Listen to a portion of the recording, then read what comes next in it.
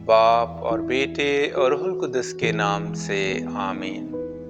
हम यीशु की मौत को अपने बदन में हर वक्त लिए फिरते हैं। मुकद्दस याकूब रसूल की ईद के मौका पर हमारे लिए आज की तिलावत मुकद्दस पौलुस रसूल का कुरिन्थियों के नाम दूसरा खत, उसका चौथा बाब और उसकी 7वीं से 15वीं आयत तक। मगर हम ये खजाना मिट्टी के बर्तनों में रखते हैं ताकि मालूम हो कि ये हद से ज्यादा कुदरत हमारी नहीं बल्कि खुदा की है। हम हर तरफ से मुसीबत तो सहते हैं लेकिन लाचार नहीं होते।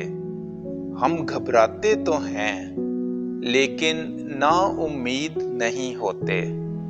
सताए तो जाते हैं लेकिन अकेले नहीं छोड़े जाते।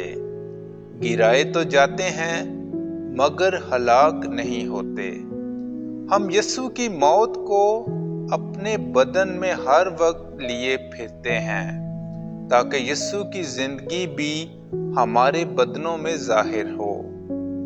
क्योंकि हम जीते जी यीशु की खातिर हर वक्त मौत के हवाले किए जाते हैं ताकि यीशु की जिंदगी भी हमारे फानी जसद में जाहिर हो।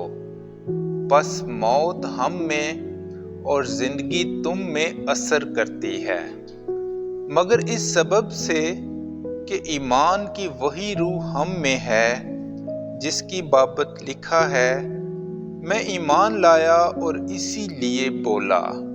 हम भी ईमान लाते और इसी वास्ते बोलते हैं।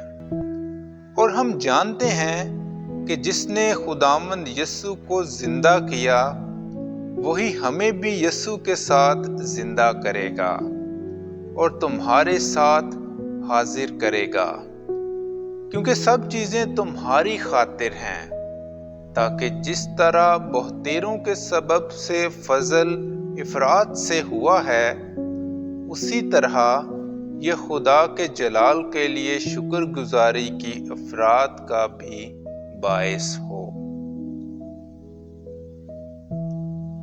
पाक कलाम के पढ़े और सुने जाने पर खुदा की बरकत हो।